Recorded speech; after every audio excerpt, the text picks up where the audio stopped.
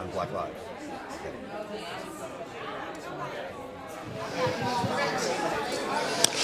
Hello and welcome back to our continuing live stream coverage of the HIV is Not a Crime Training Academy at Indiana University.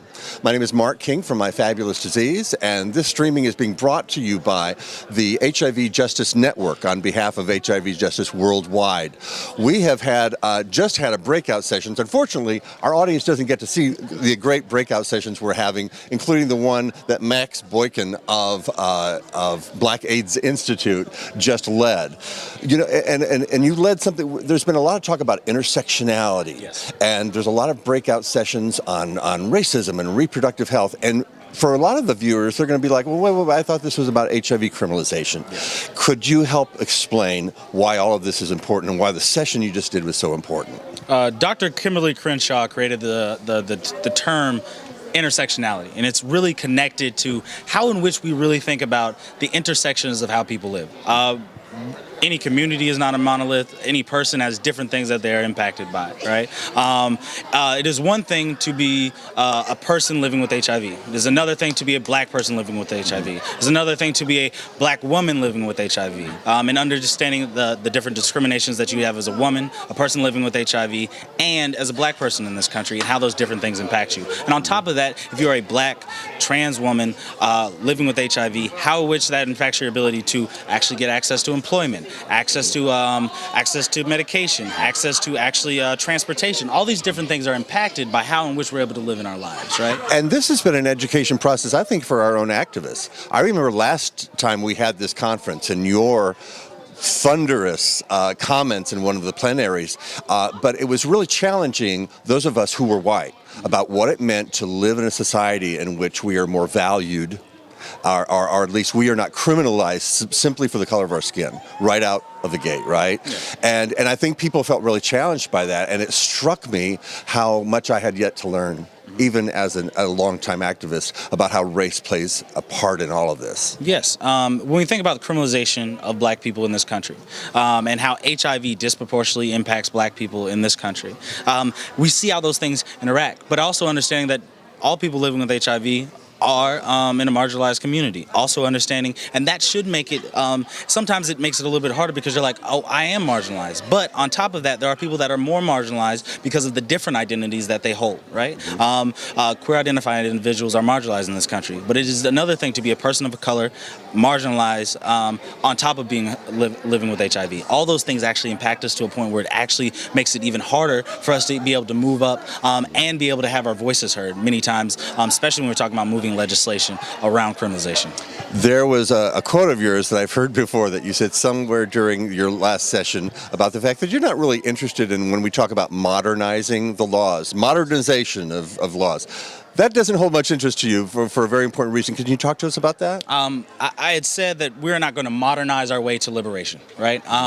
If those laws still leave somebody out, right? Many times those laws, and great work for the folks in California, and North Carolina, and Colorado, who have recently modernized those laws. But it still allows for a segment or a smaller population still to be criminalized. And if that's the case, that still allows for problems to have. And as long as we're also not communicating and educating large masses of people to understand, if the polling is not in our favor, as we have found out in many times, then we are actually still having a problem because at time when legislation changes, that means we have to continue to fight. But if we actually get more people on our side and we actually eradicate these laws altogether, then we are in a better place that we actually end HIV criminalization as a whole in this country.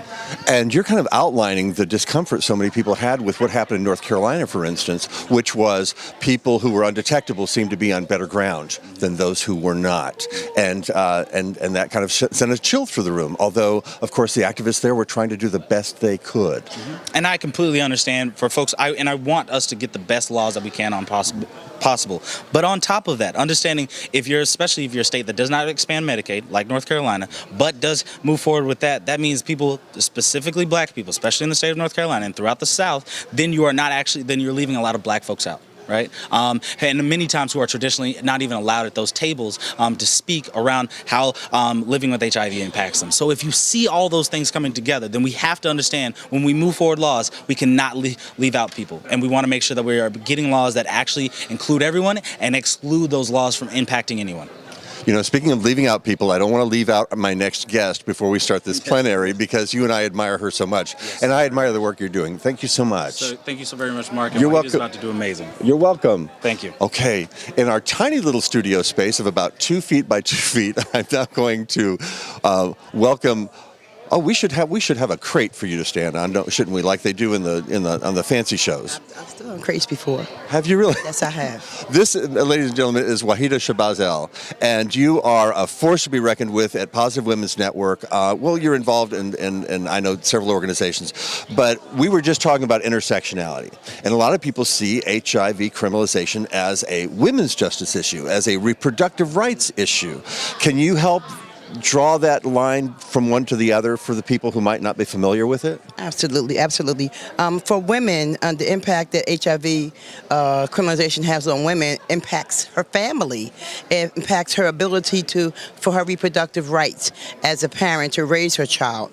Particularly if she gets a felony or if she's labeled as a sex offender, then she's not able to even have cousins. She's not allowed to have sleepovers. Kids can't sleep over. After Thanksgiving, they can't sleep over. She can't live near the school because she can't be near children. She's not going to be able to get traditional jobs that women get, like in healthcare settings or taking care of our seniors and things like that. It really impacts, and lots of times women living with HIV who are criminalized lose custody battles of their children. And when you say the things like sex offender status, I want people to understand that even when people escape incarceration, they may still be labeled a sex offender just because they had some sort of prosecution about not disclosing their status to someone, even when nobody was hurt or nothing bad happened. You know, they still carry that sex offender status, which affects all these aspects of their lives you're talking about. Yes, absolutely, and they carry it on their driver's license. And do you imagine how many times a day you show your driver's license and it has sex offender under there? And these are not people who've done anything. When I think of sex offender, I think of someone who's done something to a child, inappropriate. We are talking about adults who are in adult situations. We're not talking about people who've actually committed crimes against children, but that's the first thing that comes to people's minds when they see it. And what kind of job are you going to get? You know, what kind of relief are you going to get after you've been incarcerated and you still have to carry this label? That's very unfair, and it's like enhancement of a punishment. You know, Waheedah, we are about to start this session, but I know it's going to be about the meaningful involvement of people with AIDS, MIPA, which a lot of people see MIPA and wonder what that is. Can you briefly tell us why that's important, especially in a crowd like this? Absolutely, because, you know, people living with HIV, we have the inside line. We have a unique perspective, and we need to be at those decision-making tables and be heard and have weight. Not that we're just there in numbers or we're just there to warm a seat, but we're actually on the agenda. We're going to be consulted because we are the subject matter experts. You know, and so meaningful involvement of people with HIV, and it goes two ways. Not only are we asking our organizations to bring us in so we can help plan the programs, implement the programs, evaluate the programs, we're also asking people living with HIV to be meaningfully involved. You know, it's going to take some work on our part as well. I remember back in the day when half the boards of an AIDS service organization were made up of people living with HIV themselves, or at least, you know, that, and some of them had a mandate that happened. That hasn't really happened so much anymore, does it? Well, I'm going to say this. People disclose when they want to disclose. There may be people on boards who do not disclose. For me, that doesn't count. I think that if you're going to be counted as a third of the board or whatever, you're going to be counted as the person who discloses, not as the person who has HIV but they choose not to disclose, and that is their right not to disclose, you know? But I definitely think that with nothing about us without us, right? So having decisions made about us without consulting us with your best intention, you're not going to get the results that you really want. And in what spaces are you talking about? Like somebody's watching that are living with HIV, they're living in a community. Where is it that you believe that they should go march in and be counted? And what kind of spaces? Yeah, well, at the community-based organizations where they're receiving services, the AIDS service organizations where they're receiving services, at their clinics, at hospitals where there's research going on. I'm on a CAB right now, a community advisory board. I advise researchers on HIV cure and how they're going to bring that to our community, right? Because I have my finger on the pulse of the community. that's a plus for you. That makes your program stronger to have my perspective in your program. So just come saying community advisory boards, any place where there's an organization that's providing services for you, you ought to be able to help shape that service. What times does that service happen?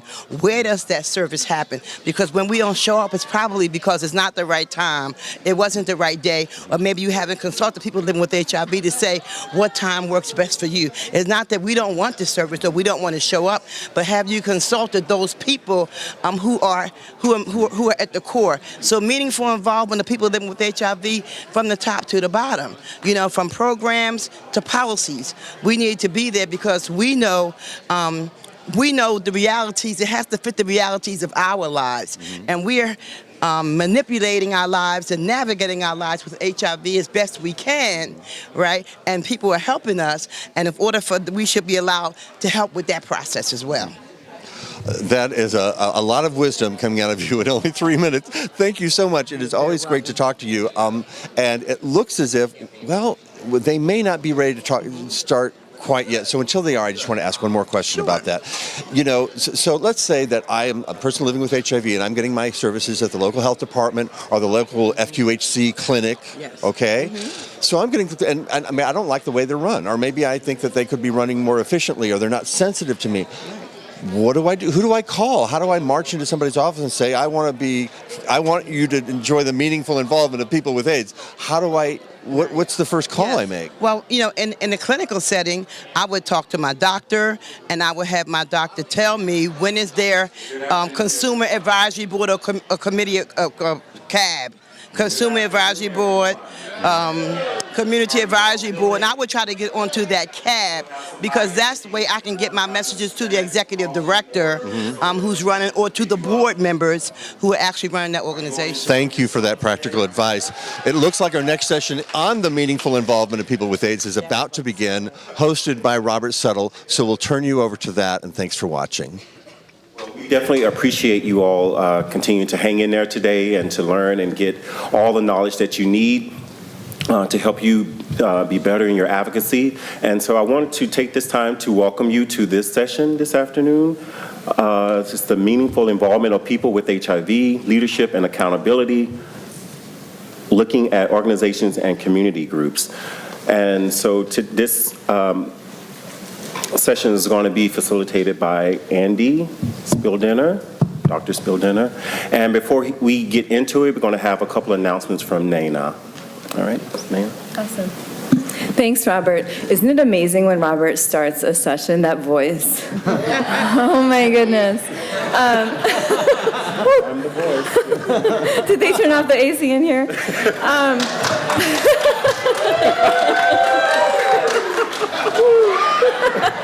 Couple of announcements. Logistics. So we did find a couple of wallets. Deborah Eastman and Briona Catching. If you are missing your wallets, they're at the registration desk at our Lost and Found. That seemed important. Number two, just a reminder again that our evening plenary session, we're going to be using technology from your phones. It's a really fun interactive session with your phones. There's an app, so please make sure your phones are charged enough to make it through that session, which will be like 7:30 to 9. And then thirdly, we wanted to just check in with the room for a minute about another agreement we wanted to introduce. This is something that was introduced in the last session in this room. It was a really great, fantastic presentation. Were folks in here for the over-policing session? That was amazing, super powerful. So there was something that was introduced in that session called Check Your Privilege, and we wanted to invite all of us to do that. So what does that mean? Well, one thing it can mean is if we are in a session, if I'm in a session about Black people as a non-Black person, I can step back. I don't have to talk. I don't even have to ask questions or take up space, right? Or at least wait and see if Black folks have questions before doing that. It's not necessary to make myself visible and heard. Also, the same would apply for cis people in a trans space, right? So we want to just invite us into invite all of us into that practice to really think about how we can check our privilege within this space. So thank you so much. And with that, we're going to go ahead and turn it over to our amazing moderator and our fantastic panel, who are going to be talking to us about meaningful involvement of people living with HIV. Thank you. Thank you. So just a little overview of what we're going to be doing today. We're going to talk to you about the meaningful involvement of people with HIV, what it looks like for all four of us. We'll introduce ourselves. We'll talk about the history of the meaningful involvement of people with HIV. We'll tell you a little bit about what it looks like for us, what it could look like, and some practices that could be in place and maybe aren't. And we'll ask you some questions too, because we're nosy, and I'm a researcher. So, and actually it's 3 o'clock, and it's time that we open up the dialogues. So if that's cool with folks, we'll start with our introductions. Yep. Hi, everybody. My name is Barb Cardell. I'm with the U.S. People Living with HIV Caucus. I'm the vice chair. I'm also with PWN USA. I am really honored to be the board chair for PWN USA. For those of you who might not be aware, both the caucus and PWN USA are MIPA in action. And so I like to talk about them because they are organizations that are run by and for people living with HIV. And for PWN, it is a national membership body of women living with HIV, developing as leaders and advocacy. So it is really important when we do our introductions that we talk about MIPA and where it shows up and acknowledge that. And so thank you. Hi, everybody. My name is Malcom. My name is Malcom Reid. How y'all doing? Another voice. Yeah. I am the co-director of PASAN, the Political and Social Action Network, as a part of Thrive SS. Shout out to my co-director sitting over there, Jack. And Thrive SS is also MIPA in action. Thrive SS was started by 3 African-American men in Atlanta who are living with HIV, and we now have over 800 members in the Atlanta area. And we'll be talking more about Thrive and what we do a little bit later on in the presentation. Arianna? Yes, I just looking what I put. Hello, good morning, everybody. ¿Cómo están? My name is Arianna Lint. I am the founder and CEO of Arianna Center. Also, I am a member of the Positively Trans National Board. What for me, I've been invited in this panel was for that because we needed involved in different levels, and that was Positively Trans do for me, did for me in this moment. So that I'm so humble and grateful they invite me to this panel and put the transgender perspective in this conference or in this presentation. Thank you so much. And I'm Andy Spieldenner. I'm an assistant professor at Cal State San Marcos, which is by San Diego. And I'm also the chair of the U.S. People Living with HIV Caucus, which is a network of national networks of people living with HIV, as well as individual activists of people living with HIV. And we are the primary partner for AIDS Watch, which is the national legislative lobby day that happens every spring. We also implement the HIV Stigma Index on behalf of GNP Plus North America. And we do a lot of stuff. We've been doing a lot this year. So you can check us out at hivcaucus.org. Our new website should be up shortly, like in the next month or so. But we look forward to seeing more of you. And if you have any questions about the caucus, please feel free to ask me or Barb. So let's talk about what MIPA is and the history of self-empowerment. And Sean gave us a really good overview last night when he talked about the Denver Principles and this foundational document where the first time people who were living with an illness came together demanding how they were going to be treated. I think it's really important to acknowledge that the self-empowerment movement and the meaningful involvement, as well as the Denver Principles, rest on a firm bedrock of incredible political, social advocacy, and justice efforts in the United States. We would be nowhere in our movement for people living with HIV without the labor rights movement, without the civil rights movement, without the feminist wave, and so much of that has been used and formed into the Denver Principles and these documents that we talk about. So I think that we need to acknowledge in the United States that advocacy, and also globally that there are other social justice and worker rights movements that have been able to form that foundation that we stand on. When we talk about HIV, excuse me, I actually go back to the 80s in the early 80s with my involvement with HIV.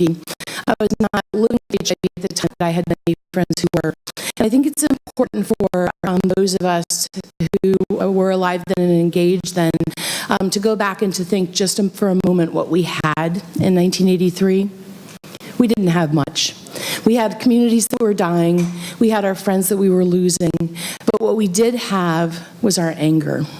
And as we talk about this empowerment, I think it's pretty amazing that we didn't just lash out and we didn't just protest, but we actually formed this movement of self-empowerment that has been used to identify and inform so many other organizations and movements that have supported people living with serious life challenges.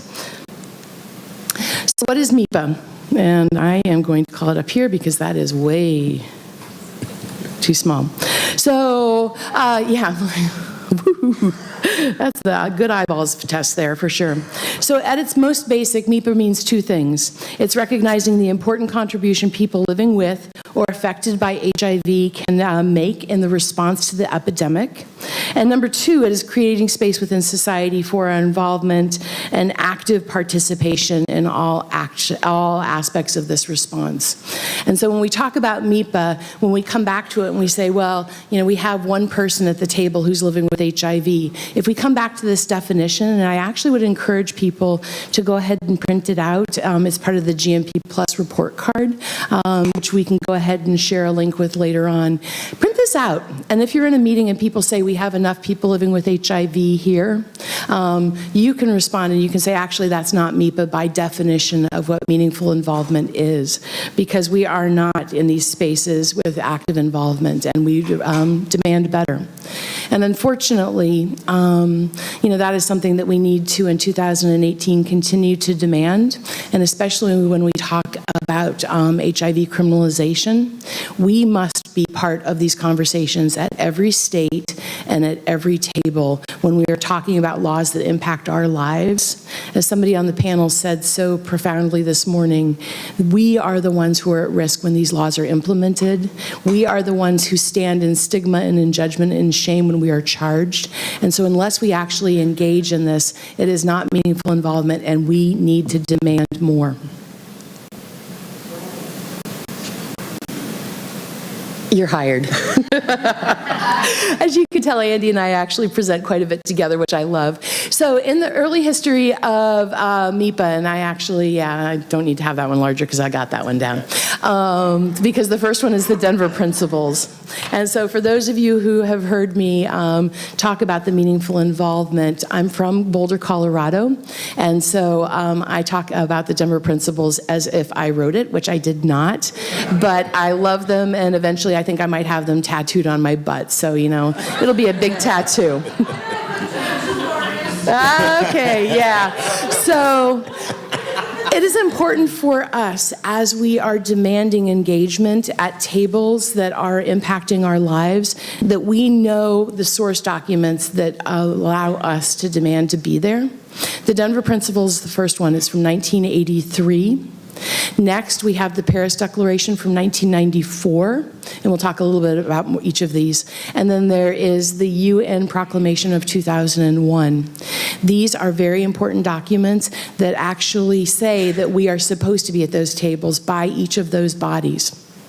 So the Denver Principles, however, to start off, in 1983, when we had nothing but our anger, And we knew that our community was being so impacted at a LGBT, actually I think it was just lesbian and gay, health summit in Denver. A group of advocates came together and drafted a manifesto, a Bill of Rights, a constitution, a demand that we be treated with respect. And this is the foundation that we stand on here in our advocacy and the advocacy that we do at our states.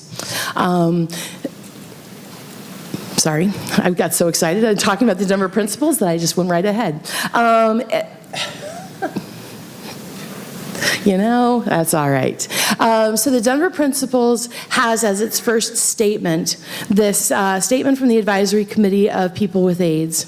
And I read it, and I will apologize, I get a little emotional every time I read it, because I remember when I was first diagnosed with HIV, I found the Denver Principles. And I had been living in so much shame and so much judgment. And to read this document at that point in time gave me life and helped me to feel like there was something that could be done with my life that was going to be useful and powerful, but mostly that I got to choose how people talk to me. So the statement from the Advisory Committee of People with AIDS says, "We condemn attempts to label us as victims. It is a term which implies defeat, and we are only occasionally patients. It's a term that implies passivity, helplessness, and dependence upon the care of others. We are people with AIDS, and we would now say we are people with HIV." That foundational document also continues with a couple of other fairly dated statements that are about how your care provider can talk to you, but they taken as a broader sense, are really important because it is about demanding respect and demanding that we be treated as people regardless of living with HIV. It also talks about recommendations for us. And it recommends that we form our own caucuses, that we choose our own agendas, that we set our own agendas for meetings that we're in, and that we participate in equal parity with researchers and doctors on panels. That was not happening. We would go to the International AIDS Conference and people would be talking about us as if we were guinea pigs or subjects in studies and not people. We took the stage, the stage was taken, and it was amazing. And that was this demand that we be involved and we form our representation and that we choose who represents us, not that somebody chooses the HIV positive person who's going to represent us. The Paris Declaration is actually pretty amazing. If you go back and you read it, it's fairly inflammatory for 1994. And it says that it supports the greater involvement of people with HIV through an initiative to strengthen the capacity and coordination of networks. So even back in 1994, we were talking about networks and the importance of networks and how it supports policy and the empowerment globally, not just in the United States. Then we have the United Nations Proclamation of 2001. And the United States, believe it or not, is actually a signator on this, which I find very interesting. They have a number of recommendations about how the HIV epidemic should be addressed globally. Number 33 says that, it says that, I like my writing better, which is even scarier. For those of you who've seen my writing, that's terrifying. But it said that we acknowledge the particular role and the significant contribution of people living with HIV, and we recognize their full involvement and participation in assessments, planning, implementation, and evaluation is crucial. So you notice they're not talking about us just showing up at clinics and taking medication. They're talking about our active participation in every part of what is addressing us.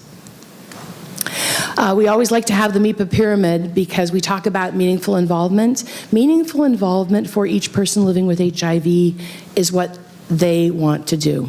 It is not what I choose your meaningful involvement to look like, and it is not what an organization decides you are qualified to do or what you need to do. Meaningful involvement is your decision about how you want to be engaged. So for some people, meaningful involvement is being the target audience, being informed, and that's starting off at the bottom. As we seek to advocate and enroll ourselves in activist life, we seek to move up that pyramid, and you'll notice that it becomes a little bit rarefied at the top where we have decision makers at the top. I personally believe that people living with HIV should run for office, should be executive directors of AIDS service organizations, and should be involved in every decision-making process that impacts our lives. Oh, and by the way, we should be paid for it. Just gonna say that. If one more person says to me like, oh, I get to lead this great project, I'm like, wonderful, are you being paid? And that is not me being cold or all about the money. It is me saying that we are subject matter experts, our opinions matter, and we are persistent advocates, and we must get paid. So as we move up the MIPA pyramid, we'll notice that we develop skills, and so sometimes people start at the bottom, and that's where they're comfortable being. But as we move up, we become more and more about our expertise and less of a consumer. I hate that word. I know, we hate that word, and we're going to talk about that a little bit more. That is not a word that we need to use, but oftentimes our service organizations are very comfortable having us live in that consumer world because we're not so problematic. And so that is, as we move up the MIPA pyramid, we are becoming maybe a little bit more ornery. We're pointing out things where they maybe don't work quite so well, and we are also becoming more and more valued as the experts in our lived experience, and that is really important.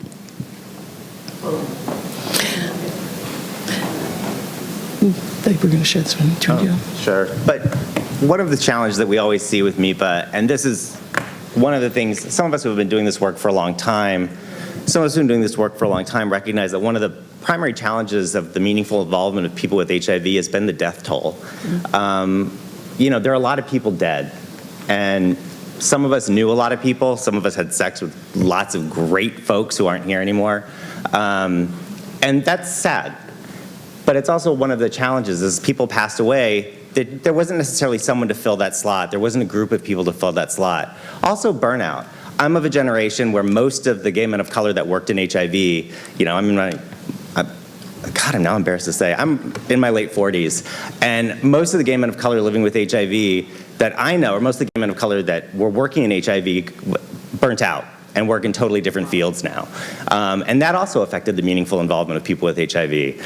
And I think that we need to kind of think about some other challenges.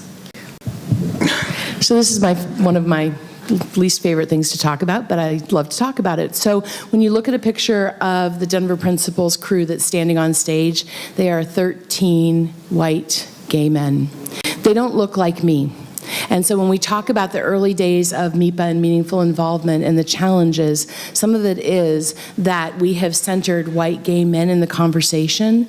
Women, people of color, people of trans experience have not been centered in those conversations and must be. So as we shift from that, sometimes people get in their feelings and then step away, and that is unfortunate. And we're always willing to welcome them back when they are willing to accept the intersectionality of our movement and how it must be. There's also been external pressures. There's been external pressures to MIPA, like funding.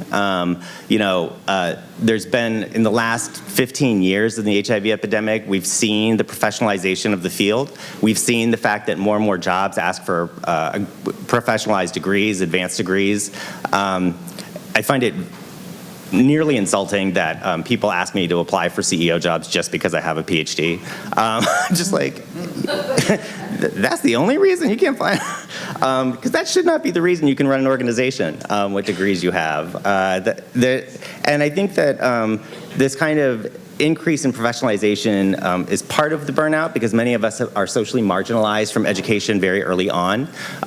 We don't finish advanced degrees all the time. Life happens. I meet lots and lots of people who dropped out of school because they were diagnosed with HIV, because your support network changes. Things change. And people can pretend that it's a disease that, you can live a normal life. Things change after you're diagnosed. And I think the other thing we've seen is that organizations have really stopped committing to listening to people living with HIV.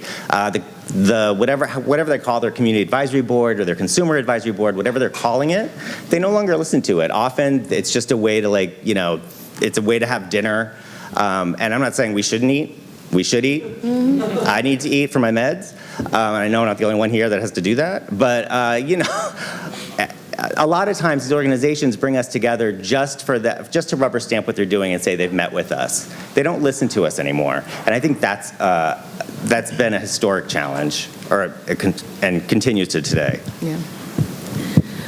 Another challenge as we talk about the funding environment is that there are not requirements written into grants as there used to be that require people living with HIV to be a part of the evaluation process and the planning process. That is incredibly important. It is wonderful for us to be really engaged. However, again, I'll go back to it. We need to be paid to do so because we have experience, and the fact that we are, so many of us volunteering is a real challenge when we try and talk about sustainability in the field. Do you want to do this? Yeah, okay. And then another problem is that in the early days, and this is actually not a problem at all, it's wonderful, a number of people who've been living on disability and have been able to support their advocacy while on disability have been able to go back to work. And so we have people now in greater numbers who are going back to work, who are going back to school, who are going back to a life that oftentimes was interrupted. However, that means that there's this conflict about how we are engaged. And again, if we do not have the education or the degrees that we interrupted as we were diagnosed with HIV, we often aren't qualified to work in our field, and so we find ourselves going elsewhere to work. I think one thing we can't ignore is that HIV treatment does work. And because of that, a lot of people have felt like there's no urgency left to it. I can't remember the last time I saw a celebrity actually do anything. Not that that matters, but I mean, nobody. No, I feel like people remember the celebrity, but not necessarily the issue. And I think that what matters is that people don't discuss HIV anymore, and that it's not seen as, I mean, in the New York Times story about the South, which I thought was really well done, one of the more shocking things that was said in it was like, the hidden epidemic of HIV amongst black gay men in the South. And I was like, to whom? Mm-hmm. Who was it hidden from? Yeah. Not us. It's like, and just the idea that this New York Times reporter discovered something, and I was like, you didn't discover anything. Most of us knew this. And I think this is, I think that's been a real challenge. Go ahead. And when we see this changing epidemic, I have two pictures here. One is pre-treatment. This is a very famous picture in the New York Times in 1990 called The Death of David Kirby.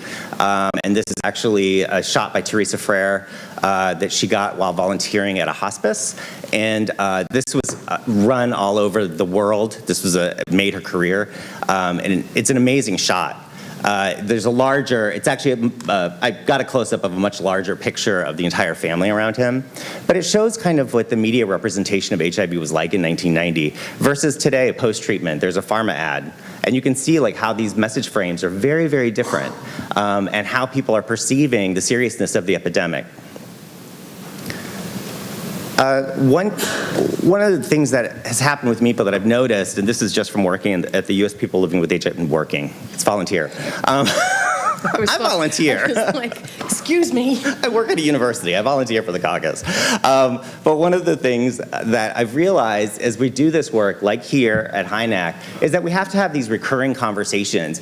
People are getting diagnosed every year. They're coming into the movement at different periods of their life, at different knowledge levels. And we have to continue having difficult conversations about what the epidemic was, what the epidemic is, and how people fit into it. We can't just expect people to have a diagnosis and understand everything that Barb just said. Like when people get diagnosed with HIV, they don't get taught the Denver principles. They don't get taught the history of HIV. They get taught, come back and take your medication. Be good. Yeah. Be adherent. Be adherent. Be docile. And I think we have to continue to struggle to have these difficult dialogues as we have a movement going forward. We have talked. You should talk about your stigma article. Ongoing conversations.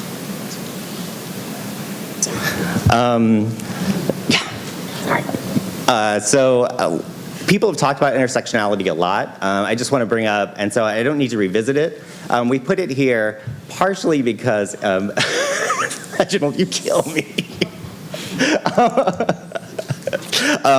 But we talked about intersectionality, and one of the things I wanted to talk about was actually the specific case that Kimberly Crenshaw just based this idea on. Kimberly Crenshaw is an attorney, a legal theorist. She's a brilliant mind, and she looked at a case where an African-American woman sued an employer for discrimination based on race and gender. And the judge threw the case out because the employer, the prospective employer, had African-American men working there and white women. Therefore, they could not be biased against African-American women.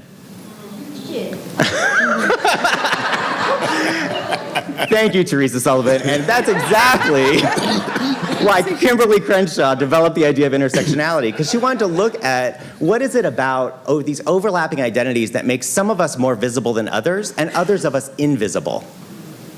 Right? How do these marginalizations happen? And for people living with HIV, this is a similar experience. You know, HIV is part of a tapestry of identities that we experience that are marginalized. Whether we have experience in drug use, whether we have experience in being incarcerated, our mental health, our country of origin. These are all ways that, that stigma can operate and perpetuate in our lives.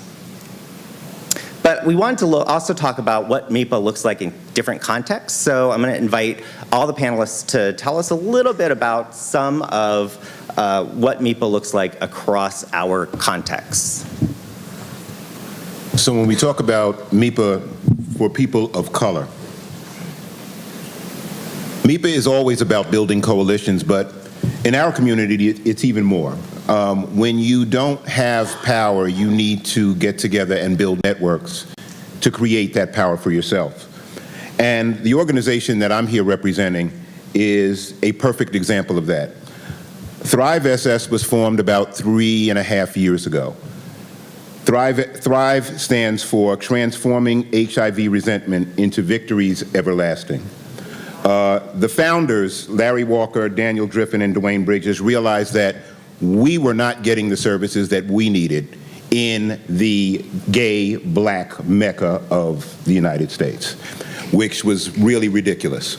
So they decided to form a network where they could introduce the undetectables model and make sure that all the members of Thrive and all the people in the affiliate organizations and Facebook groups and other social media tools that they use were getting to an undetectable status.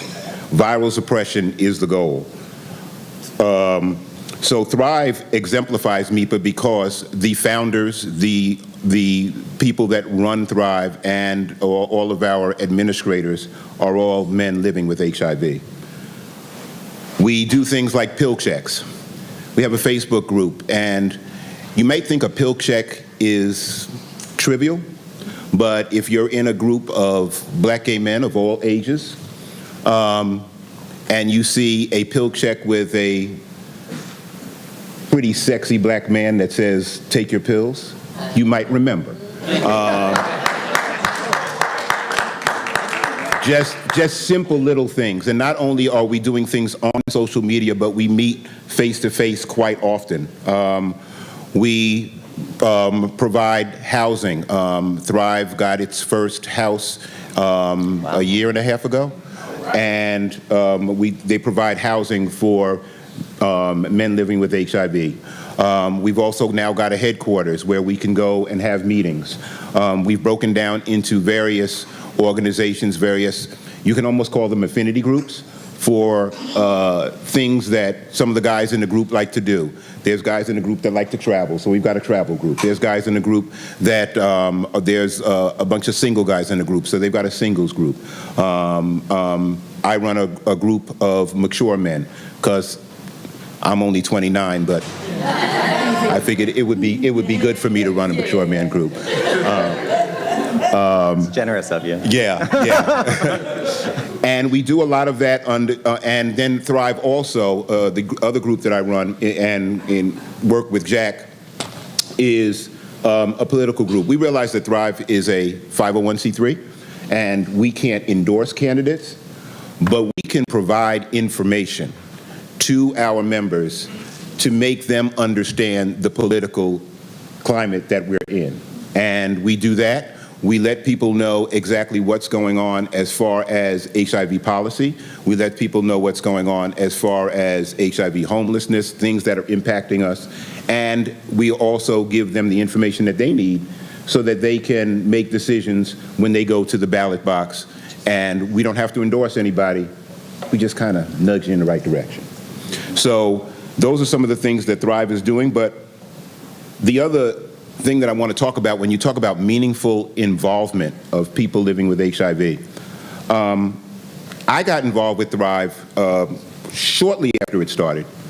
And I was a guy who, I was fine.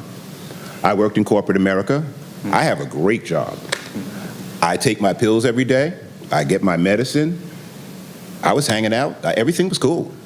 But then one day I woke up and I was like, you know what? I need to do more, because I could look around Atlanta and see that everybody wasn't sharing that same advantage that I had, sharing those same blessings that I had. And so I just kind of put it out there. God, give me something to do. And you know what? You put it out there and it comes back. A friend of mine said, hey, he hit me up on, I mentioned something, I was having a conversation with somebody on Facebook about HIV, and I kind of disclosed my status, and somebody just instant messaged me right away and said, hey, you need to be in this group. And so I got involved. And I want to just say that when you're talking about meaningful involvement, when you get people in your network and you realize that they want to be involved, get them involved. Don't just let them hang out. It's not just a social club. Larry and Daniel and Dwayne saw that I wanted to be more involved, and they kept putting things on me, and next thing I know, in February, I'm on the stage at AIDS Watch. I still don't know how that happened. And now I'm here. So you can do whatever you set your mind to, as long as you have that network around you and that foundation underneath you to help you move forward. So that's what Thrive is doing in the South. There are definitely a lot of other organizations in the South that are trying to move forward, but I mean, not just in the South, but among people of color. And so I just want to shout out to Bully. The session this week was absolutely outstanding. I learned a lot. I think the timeline exercise in the beginning was just so poignant for me. It reminded me of stuff that I went through that I buried. We looked at policing and HIV from, where did we start? From the 50s or 40s? 50s. From the 50s, and we went all the way through to now. And I'm telling you, when you go through that history, you realize, not only do you realize what you've been through, but what you've overcome. And it was very, very poignant. But the whole Bully session, I think we started a movement. And, shout out to you guys for doing that. So that's my perspective of MIPA and people of color and meaningful involvement of people with HIV. And I'm going to turn it over to Arianna. Yes. Thank you. Well, when we're talking about marginalized community and invisible community, here I am. My name is Arianna Lint, and for me in 2006 or 2007, when I was diagnosed HIV positive, was devastated and feeling by myself, because transgender life is so difficult. And after those years, see me sitting over here in a wonderful panel, I'm presenting myself like CEO for one organization, trans-led organization, and openly HIV positive. Part of make a different change, that's what is MIPA did for me, or do for me, you know. In 2012 or 2013, when I received a call from Cecilia Chan to invite me to a grade of national board member positively trans, and I feel the idea was coming through, and I feel the idea going to change a lot of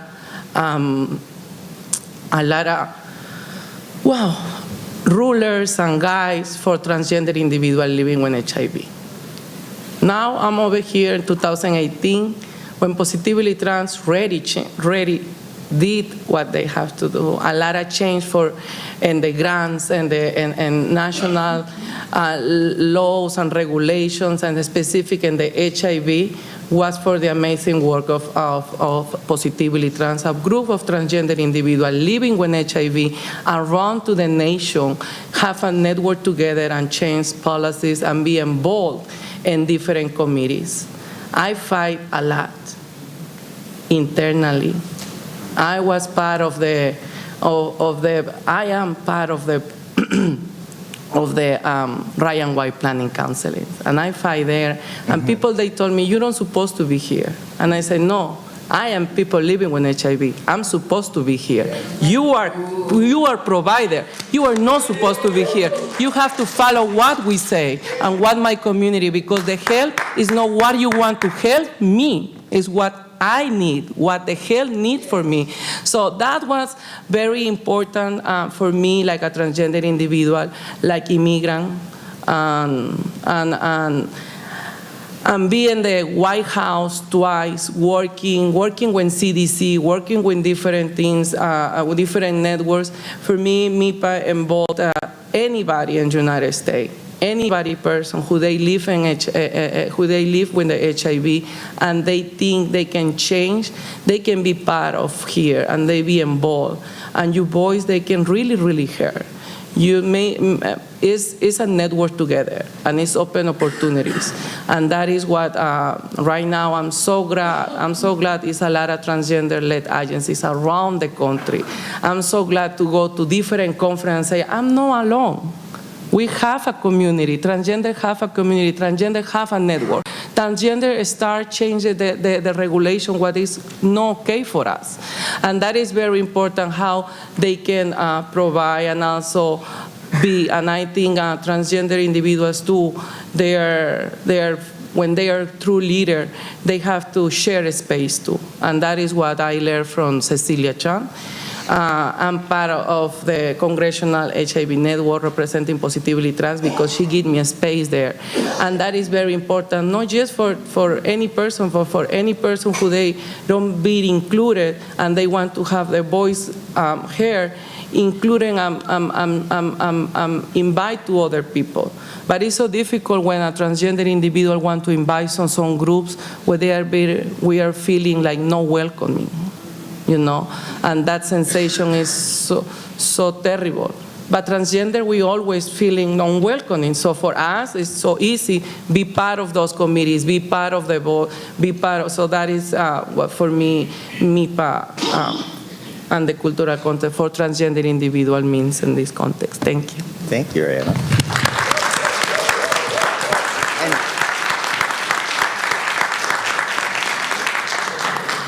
I just briefly want to talk about MIPA and LGBTQ organizations and communities. I think it's odd because I think most of us have a perception that gay organizations are at the forefront of HIV, and at one time they were.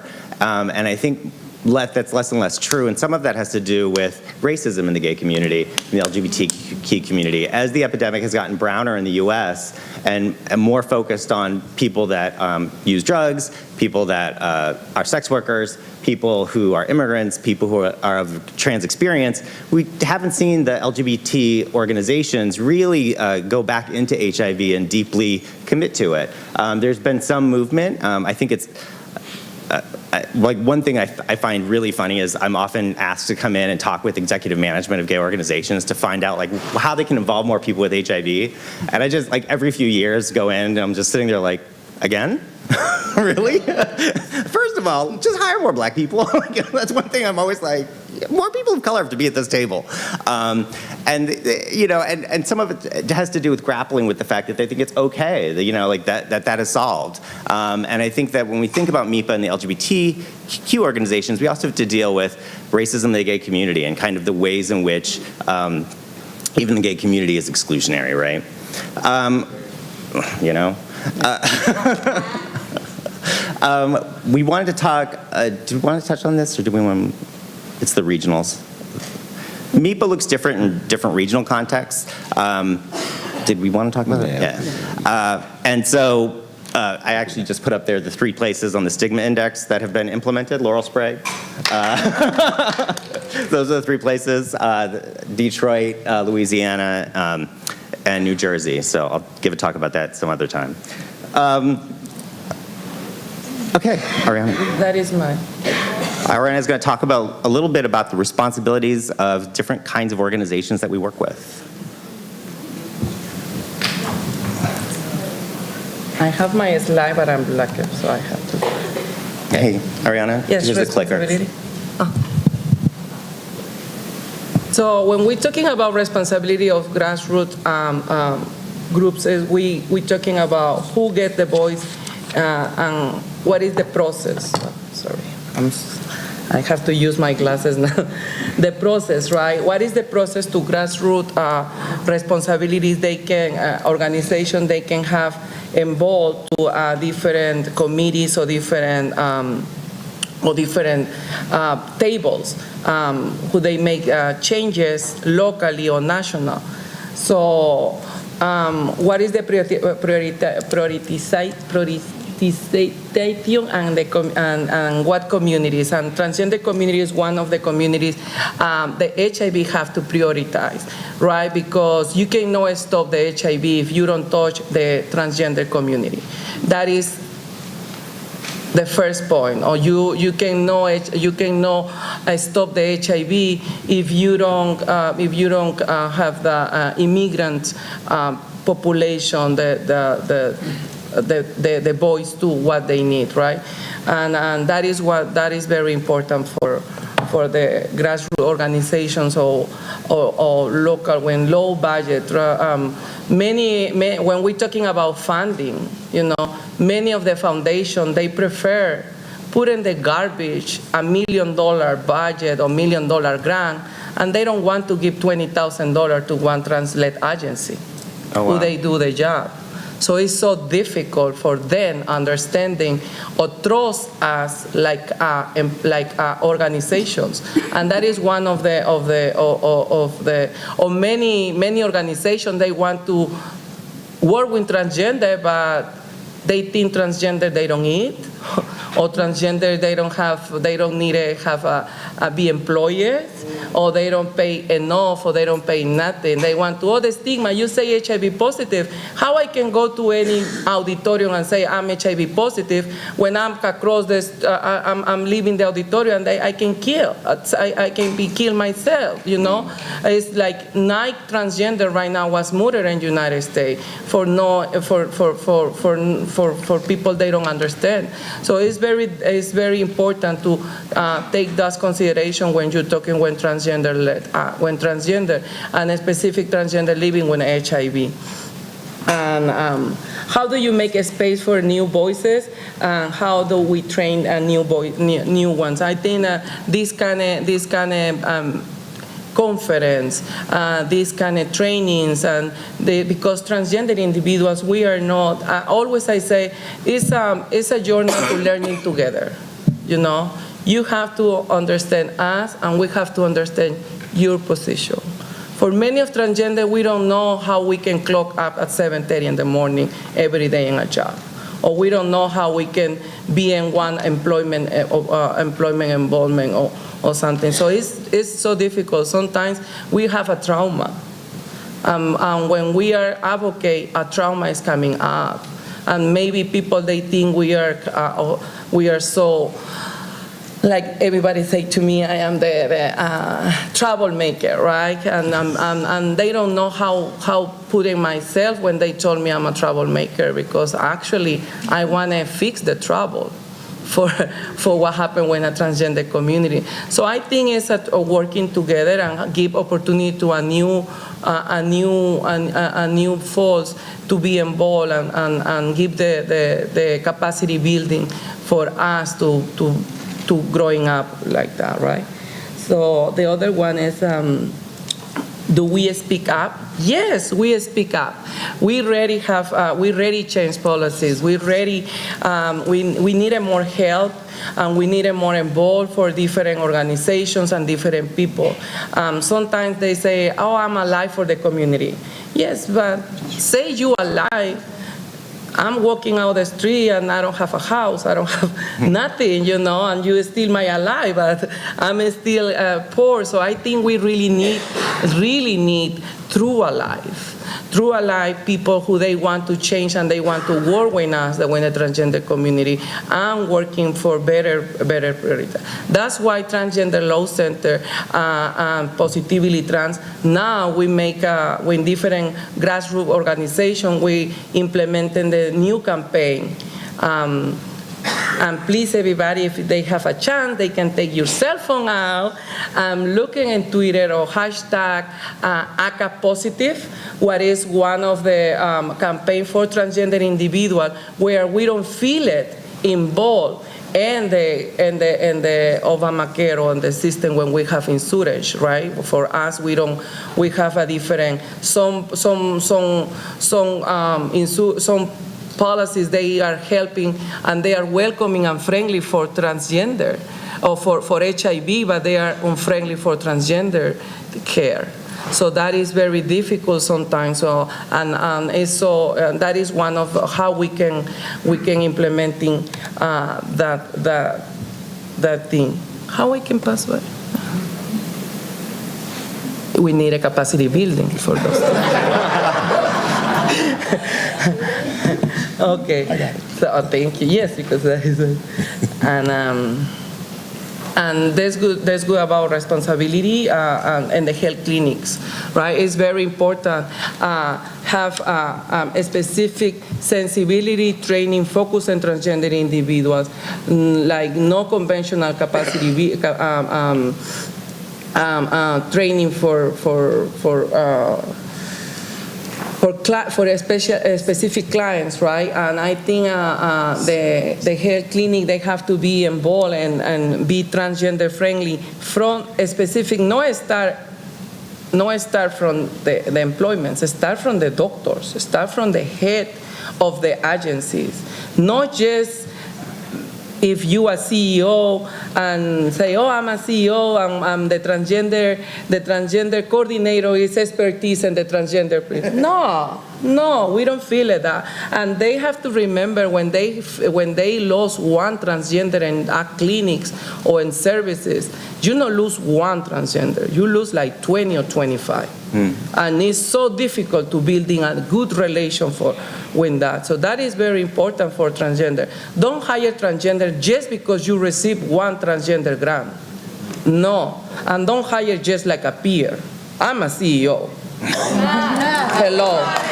So I think it's very important when you have one transgender individual and you see for many years in the same position, start getting that more responsibility and more career for that people, because that is the people they working for you for many years, and it's impossible you can stay in one position. Because I used to be employee for the health department, and I see all the people start their management, case manager, DIS, whatever, and I'm 5 years, 3 years, and I'm still peer, apply. That was we changed. That was we supposed to working on that. It's very important. From the board, many people they say, "Oh, we are transgender individuals," but you don't have any transgender in the board. How dare you?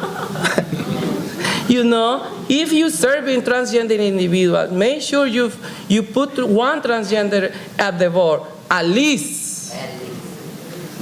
Because if you put one white transgender, you don't have the black transgender voice, or you don't have the Latina voice. So it's very important, one trans man who is very invisible in these populations or in these things. How we can building inclusion and what we can you do resources. I think building inclusion is like learning that this is experience together. We are not always by ourselves now. Now we are a community. We are a network around the United States or around the world. And we know what happened in different agencies or in different parts of United States. With the different services, whether it's in California, San Francisco, or there is totally different in South. When Miami or Fort Lauderdale, where I'm representing or I live, when it's still the first and the second place in new infections nationwide in HIV. And when they don't include a transgender, it's because that's why it never changed. So I think it's very important how you can working and how you can be included when inclusion. And for resources, the most important resources is somebody represent foundations here or have a liability for power to hire people or no. Well, maybe they know, but okay. So it's very important if you want to, if you're a foundation, start working with transgender-led agencies, who they do the job, who they do the work, who they prove they work and they do the work for other agencies. They have a $5 million grant or $5 billion budget. We do it with minimal resources, with minimal, but we did the change. We're doing the change. So I think it's very important for foundations start make organizations or programs specific for transgender individuals and trans-led agencies. And if you have the power to hire one person, hire one transgender individual. Hire, not just to be for transgender program or for anything. Transgender individuals need to work. And if you know how you be in employment and you have that trauma or that things to be on employment or go and apply for one or two positions in any employer, transgender individual, we have that experience 40 times of you, 50 times. So we know and we appreciate one opportunity. Employment, they want to somebody who is stable. And transgender individual, they're stable when they find a job because we are not so difficult, it's have other job. So we keep in the job. So change the minds in the part of the employments and trying to help with more numbers and data for transgender individuals.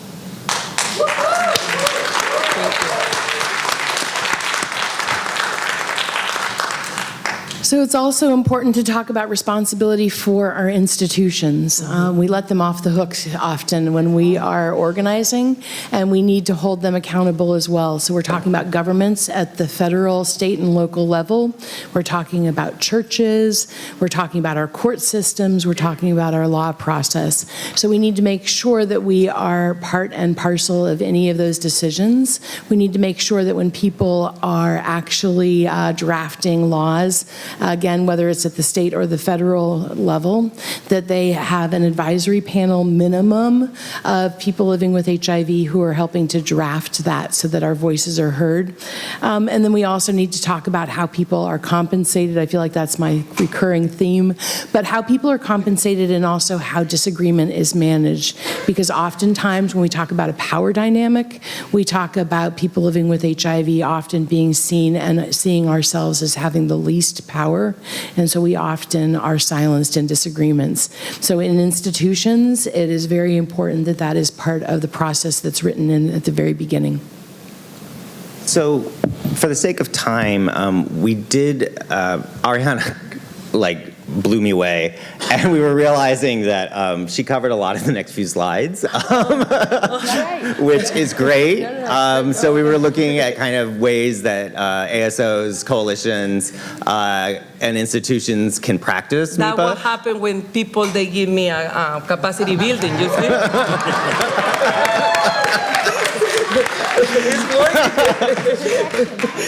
And I thank you, Arianna, for taking us through there. But you've heard over and over again about the importance of employment, and we do have a resident expert in employment and HR here on the panel with us, Malcolm.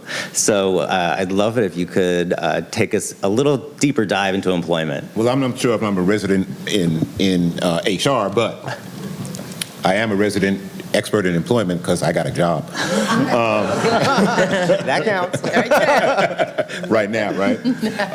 So let's talk about employment. So we've talked about ASOs, and the question is, are you hiring people that live with HIV? People living with HIV. And for an ASO, that's kind of an okay question to ask. But think about the private sector. You got HIPAA laws. You've got all kind of restrictions about why the employer can't even ask that question. So how do they know? And what are the ramifications of that? Well, if they don't know or they don't accept the fact, acknowledge the fact that they have people living with HIV in their organization, then they're not building programs, human resource programs to deal with that. They're not working with their insurance companies to make sure that their insurance is fair, that formulary carries our medicine, all of that stuff. Quick story, the company that I work for has a consumer-based insurance plan. That means you pay your deductible up front every year. How much does our medicine cost? My deductible was $3,300 for me and my husband. So imagine January 1st, you got to get your medicine, you got to pay $3,300. So thank God my company has other options, but there are companies that just have one health insurance plan. They don't have a cafeteria plan where they have a menu of different options. So those are just some examples that we need to start making sure that our community advisory boards, that our ASOs that do have people living with HIV in decision-making positions can work with those companies to help them to understand what that looks like and what those programs look like. And as far as the government is concerned, we've also reached out to the VA with Reggie Dunbar's help. We're waiting to get some responses back from them.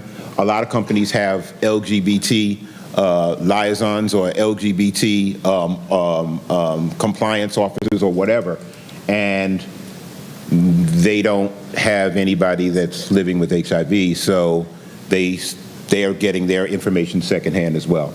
So we wanted to put that out there, make sure that people have an understanding of where we can go with this, where we think the next steps of MIPA are. We don't just want to preach to the choir. If you go to a lot of conferences, the same people are there, but we need to start moving into and dealing with some of the things that go on in the private sector as well.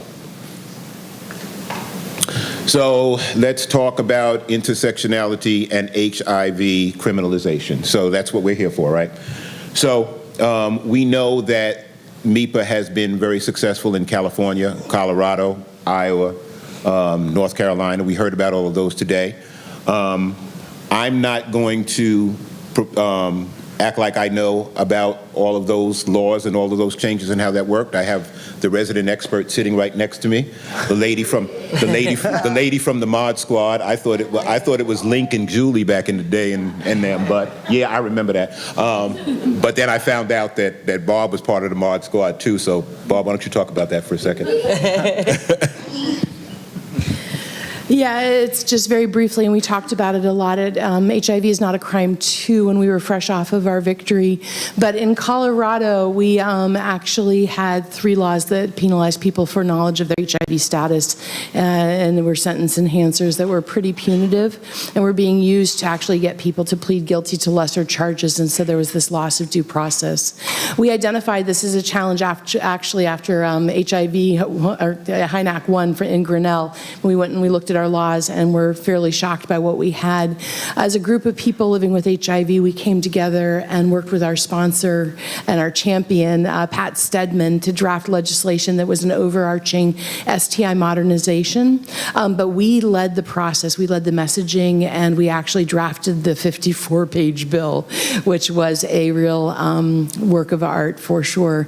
Not a lot of fun, but it was definitely a powerful thing to be able to do. And I think it's important to say that part of the reason we were really clear, part of the reason why we had to be involved is that our health department partners, as well as our champion, would put in language like you would be called an infectious person. And we were changing language. We were removing old bad science and old bad language, and we had worked on that. And so I think that I'm more than happy to talk more about it. But when we talk about state coalitions being led by people living with HIV, it is so important because we understand the impacts in ways that oftentimes our savvier, maybe legally more prepared partners, they don't understand quite the impact of the language or some slight and subtle differences in diagnosis as opposed to exposure and things that we can help them understand a little bit better. And I think one of the things when we think about this HIV criminalization movement that we've touched on here, and I'm not certain if we've done a deep dive, is that law reform is one thing that has to happen, but the other thing that has to happen is that we're policed differently. We are radically policed differently.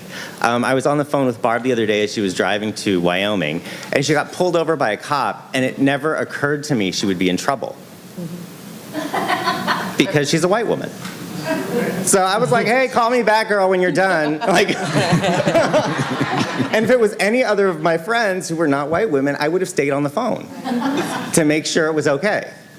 And so I bring that up because we are policed, and the reason she was pulled over was because of the way, no.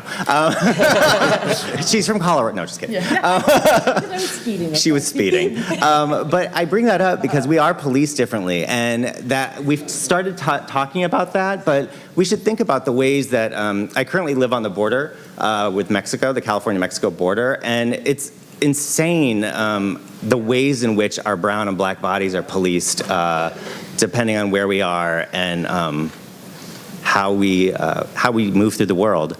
And so I think we do need to think about creating a framework of policing and looking at that as an aspect of criminalization reform and how that difference matters. So we wanted to leave you with some ideas about MIPA today and making space. And I guess we'll all take one of them. I would say that stepping back means making sure everyone is at the table. What does that mean to me? I get, I get invited to things all the time. That doesn't mean I'm the best person for it. It also doesn't mean that I should be satisfied with being the only one there. And I think it's important to bring other people along when you're invited. Or if you know someone's invited someplace, to make sure that they're part of the discussion. Last year, or 2 years ago, there was a meeting on HIV stigma at the White House, and we made sure that a sex worker group was present at the meeting because we felt like it was important, and they were not on the original invite list. And so we just made sure we actually just did like the old school, like, oh, they put me up in a room with 2 beds. You can stay in my bed. Like, it's like, it was just very old school that way. And I think we do need to kind of think about that. And then we also need to talk about asserting ourselves. Is one of the things we talked about in Bully, right? If you, a lot of times you show up to the meeting and you find out that there was a pre-meeting and you weren't invited, so you're not on the agenda. Right. So you need to find a way to find out when the pre-meeting was and then just show up. Some of the things those are some of the things that we talked about in Bully, and because we talked about a lot of people that they looked around the meeting and found out, hey, I'm the only one. What's up? There's 20 people in this room and it's just me. And there should be other people here. So when you hear of that happening, make sure that you show up. Even in that case, even if it is just you, just show up and then tell everybody else. So we just got to be a little bit more aggressive. And that's serious, meaningful involvement. Yeah. So one of the things is about meaningful involvement is that if you show up and the table looks like a whole bunch of people like you, that you need to step away. It is oftentimes something in our best allyship. What we can do is understand that in particular in Colorado we have a lot of white advocates who are living with HIV, who have been there for a very long time. And so one of the meaningful involvement practices that we have is who do we bring who's not at this table, and how do we step back or pull up another chair so that there is room for people who, again, with the intersectionality and who are most impacted by the decisions being made at this table are actually going to be involved in the decision-making process.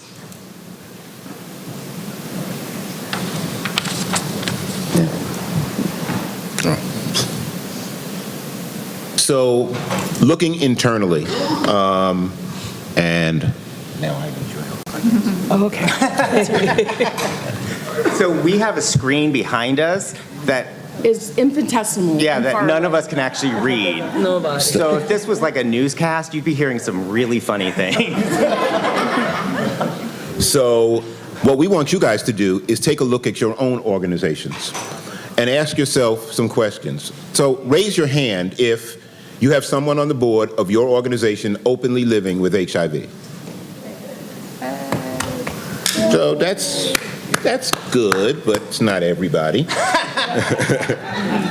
If those representing people living with HIV are the same people at every meeting. Ouch. Yeah. So now I'm going to ask, and I remember we had a conversation about what was a word and what wasn't a word. I invented a word, and when this comes out in the dictionary, I want credit. How do you MIPA-ize your organization? So I want you guys to think about that, and if anybody has any ideas, please step to the mic and let's talk about that. And we're going to switch to questions too. Yeah. So that's our contact information if you're curious. Or if you want to follow us on Twitter. Okay.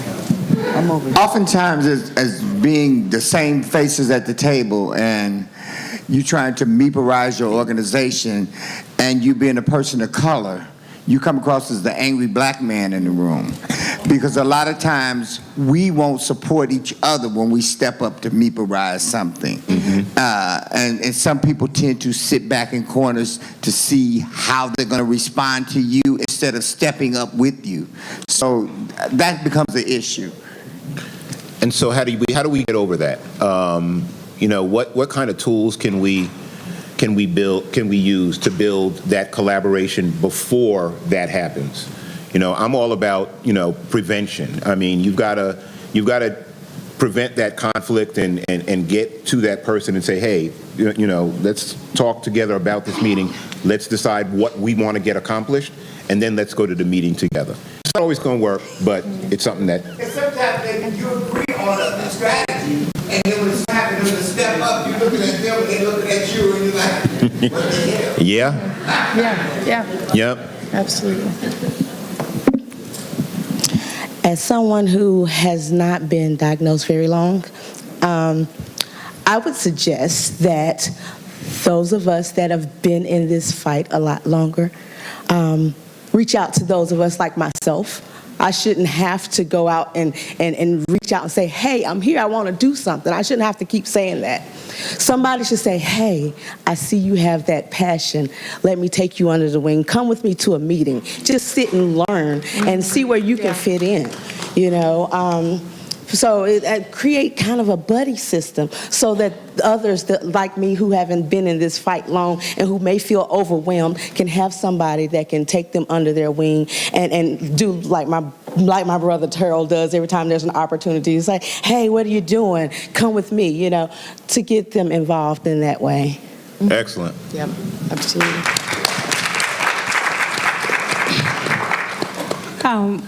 For me, I think with the shrinking spaces for civil society organizations and advocates, and also the shrinking funding for advocacy work that we are doing has made a lot of us to work in silos, and we see different groups and different activists working on the same thing but in a different way and not meeting together to collaborate. So the first thing for me is just for us to think who is doing what somewhere, so that we do not repeat that. We do not reinvent the wheel, but build on the work that is being done by PWN, by Positively Trans, and reaching out to the other communities. But also for us as a network, one of the things that we've seen as a challenge is being able to bring other communities of of women living with HIV who are not represented in our community, and making them to feel part of that. And so it will be very nice to see how do we bring everybody on board without pressuring them to be part of our network, because we don't need to be members of a certain network to feel we belong and to feel that we can support a process. Thank you. I think it's always really hard to bring community together. You know, I think it's hard. These are hard discussions. They're hard things we have to face about ourselves and each other. And I think there's always challenges when we bring community together, and we have to be mindful and thoughtful about it. It's one of the things I've appreciated about the principles that have been repeated through the course of the day here, is that I do think that we should be mindful of being respectful, but also be mindful that some people just need space, and some people are pissed. And to be honest, criminalization pisses me off, and it should enrage all of us. And so sometimes when we're enraged, it can be hard to be at the same table as each other, but we have to learn to do this. And that's part of what we hope we're modeling, and we hope that everyone's being engaged in a similar way here. So yeah, just reach out to anybody around, and there's lots of leaders here that will help, and all work towards building community. Next. One of the things that I like to do, because when I first came into the HIV movement, I'm with sex worker rights, and we're marginalized within the marginalized. So even as we come into these safe spaces, I always introduce myself, Chris Sardina, sex worker rights, and I get people going, oh. That takes a piece of me. That takes a piece of me, because you're criminalized, I'm criminalized, and we've faced this together. And don't you forget, we're the ones that held your hand when you were dying in the early 80s, Sex workers were on the front lines.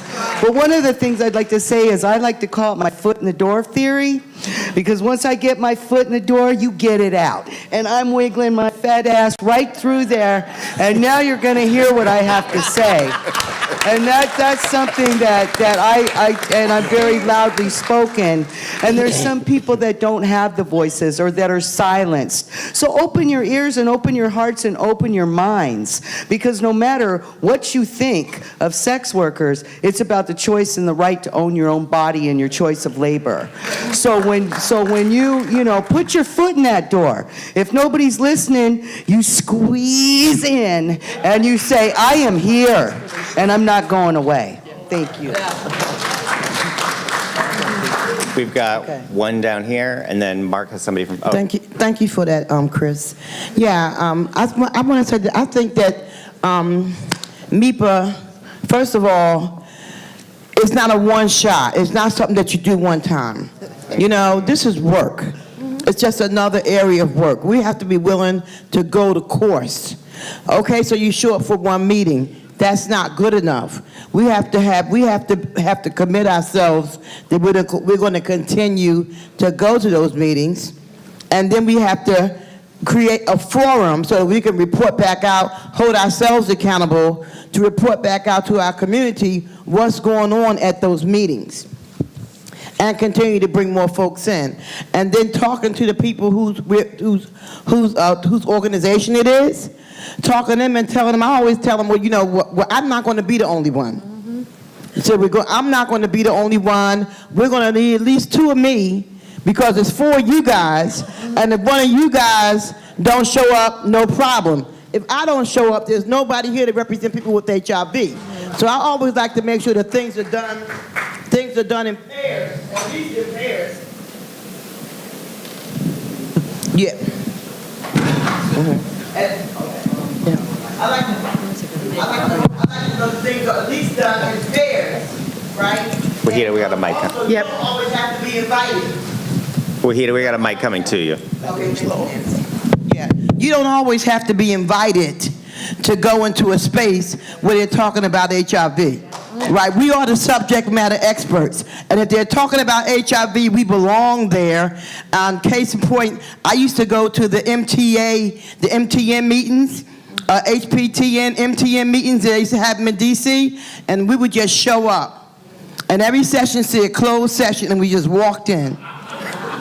Right? Every class said closed session, and we would walk in. I would sign in, and I would sign the sheet, and I would get on the conference calls, and oh, you guys are meeting at Columbia next month? I would get on the train, and I would be in Columbia the next month. And I kept showing up, and then they asked me, well, what is your area of expertise? Yeah.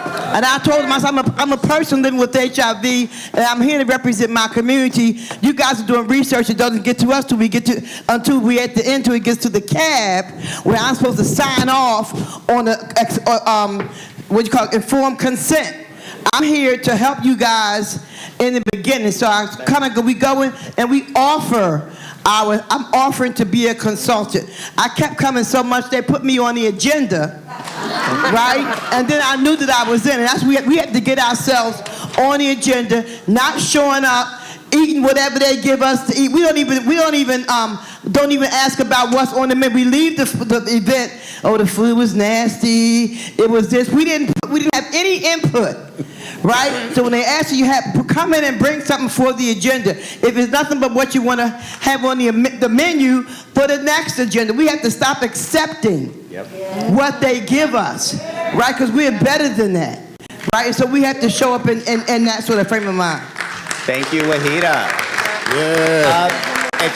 I have one more question. If you want to, I think we have to just close it. If you want to continue the discussion on the Denver principles, we're running a session at 4:45. We have one final comment, and then we'll close out. Thanks. Question. Hi, everybody. My name is Jacob. I'm laughing because my question is about young people and trying to get in MIPA, and I'm a young person that got bullied by Waheedah. So,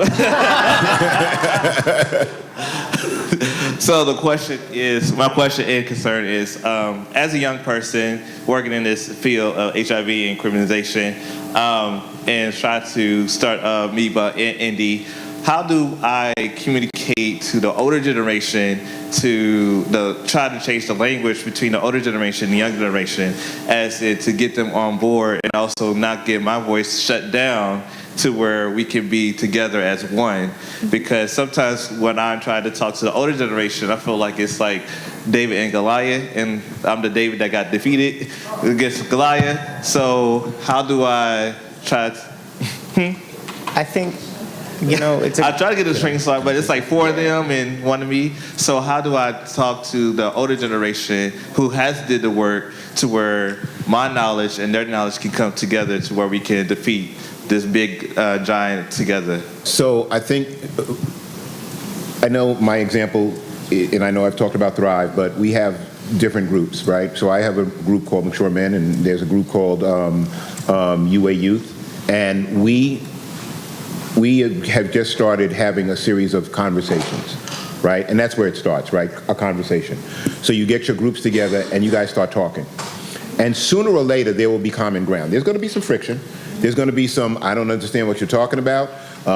One of the guys said to me, yeah, well, these guys over here, they do too much. I said, well, what do you mean by that? He said, they just do too much. And he kept saying, do too much. And I'm like, I don't know what that is. So we have to just keep talking to each other. And then for my older brothers, I will say this to you. Remember when you were young and your mama or daddy said to you, you don't know what you're talking about.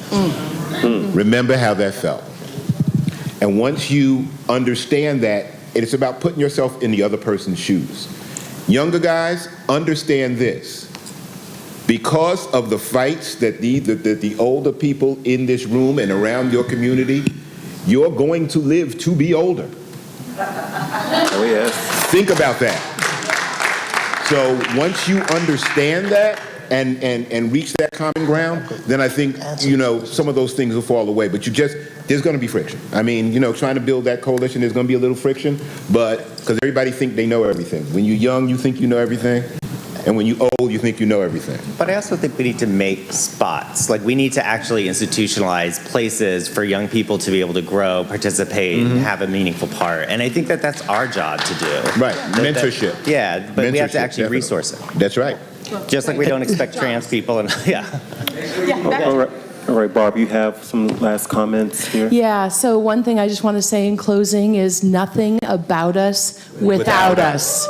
That's the Denver Principles in Action, and that's what this panel has been about. All right, thank you all for your participation today. Thanks, everybody. Give this panel, a great panel, a hand. Thank you. And give yourselves a hand. We're going into breakout sessions right now. Thanks, guys. Starting at 4:45, so you have about a good... Barb Cardell with Positive Women's Network leaves us on a good note at the end of a long day of our first live streaming at HIV is Not a Crime. She says nothing about us without us, which is what the meaningful involvement of people with AIDS is really all about. I am here with Laurel Sprague, who is an expatriate, I'm afraid, and living abroad, but you were born and raised right here in the States, and you've become an international expert and advocate for criminalization issues. How are you feeling about the conference? I'm feeling inspired and motivated. It's wonderful to see so many new people join the movement that we've been doing this work for 10 years now, really, as kind of really coordinated work among people living with HIV. And every single time we have a new conference, there are more people living with HIV, more advocates and more allies showing up in the room and taking the fight forward with new ideas and new energy. It's great. And yeah, I mean, we're practically elder statespeople of HIV when it comes to criminalization issue and all of this. Was it an immediate thing for you? I mean, 10 years ago, when we didn't have as much education about the facts of criminalization, did you have a moment where you were like, I don't think I want to get involved with that. Too edgy. Hard to understand. Was there a moment where you had to educate yourself about this before you came on board? Oh yeah, there was absolutely that moment. I had been living with HIV. I was diagnosed in 1991. I'd been living with HIV for, I don't know, maybe close to 20 years, 15 to 20 years, and had always thought about criminalization as kind of a personal cross I had to bear. I remember going to the health department with a partner at the end of our relationship. She was getting tested, not for the first time, and she turned to me and said, "If I test positive, we're going to the police." She obviously knew I had HIV. I had obviously disclosed to her, but I felt that was just it came with the territory. And it wasn't until I got involved with Sean Strube, Nick Rhodes, Tammy Hott, other people living with HIV that I started to recognize this was a social injustice and that the law needs to have nothing to do with HIV, which is a health issue and should be treated with compassion and concern. I think the thing that has been most fun for me today throughout this live streaming is the quality of people, when you think of Waheedah and Max and you and everybody throughout the day who are so passionate and so well-spoken. Thank you for the work that you're doing. Well, thank you. And I have a friend of yours here that I'm going to talk to next, so you'll be excited. Laela Wilding is here. Yes, so thank you again. Oh, okay, thank you. In my TV studio of 2 feet, there are so many... when they talk about intersectionality in HIV criminalization, that also includes the intersections of who gets the attention or what's celebrity. They're talking about celebrities early in this plenary about whether or not we were getting attention from celebrities anymore. Well, probably the biggest celebrity of the HIV history is a movie star whose grandchildren have taken the torch from her and doing a really great job. One of them is Laela Wilding. Hi, Laela. I'm going to have you come right over here for me. It is great to see you again. Thank you for being here. My pleasure. It's an honor to be here. From the foundation, ETAF, it's such an honor to be in this space with all of these experts and advocates. You know, you say ETAF, and I want to make sure our viewers know, because I know you're very proud of your family, and you should be, of course, that the person you call grandmother is Elizabeth Taylor, and that her grandkids, several of your siblings, have really taken the torch. I have a very strange compliment to pay you. Okay. And that is the first couple of times I saw you at conferences like in Durban and all of that. Of course, I was starstruck and so excited that, you know, to see her grandchildren and all of that, and so starstruck. And the last couple of times I've seen you, I have just viewed you as, oh, look, it's that activist Laela. She's here. That's great. You know what I mean? Thank you. I appreciate that. And, you know, I love that so many of my siblings and cousins are involved in the Family Foundation because, you know, our grandmother was so passionate about it that her passion seeped into our hearts. And the thing we're most proud about is her activism, the legacy of her activism. And so, you know, anything that we can do to, build community and let people know that the foundation is active and that our grandmother's passion lives on through us in little ways. Her passion was pretty huge. And I think that her legacy, I think there's so many competing images that people will have of her as movie star, but as activist and AIDS. And I think that that's what's happening with you and your siblings, because you're in it. When you come to these conferences, you're in it. A lot of people may not even know who you are or in what capacity you're here. And because you're taking notes, I'm watching you. You're taking notes. You're in the breakout sessions. How have you felt about the breakout sessions you've been to so far? They've been inspiring and informative, and I just feel like this is the tip of the iceberg. You know, as a representative of ETAF, which is the Elizabeth Taylor AIDS Foundation, by the way. Thank you. Yes. We have the opportunity to talk with people who don't know these issues inside and out, and so I really want to take in as much information as I can this weekend so that I can be an appropriate conduit for this information, because it is such needed information. You know, so many people, when they don't even realize that we have so many laws in the U.S. and outside of the U.S. that unjustly criminalize people for living with HIV. And so we have opportunities to connect with people that often don't know. And so I'm just here to learn from the experts. And this is like a incredible family atmosphere. Mm-hmm. And I love that.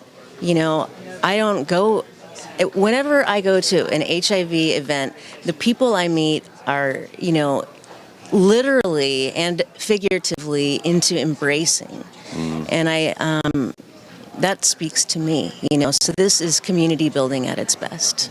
Well, this is a terrific way to end our first full day of live streaming coverage brought to you by the HIV Justice Network on behalf of HIV Justice Worldwide. We're going to be back in the morning because we got another full day tomorrow, starting at 8:45 a.m. for more sessions. I really appreciate your viewership. I want to thank activists like Laela here for joining us throughout the day, and we'll see you tomorrow. Oh, don't forget, Ken Pinkella from Serial Project will be live streaming himself about 9:15 today. Be sure to check the HIV is Not a Crime conference page to follow his live streaming as well. Thanks very much, and good night. Thanks. You're terrific. I really appreciate you. Thank you. Thanks a lot. I We were all in shock.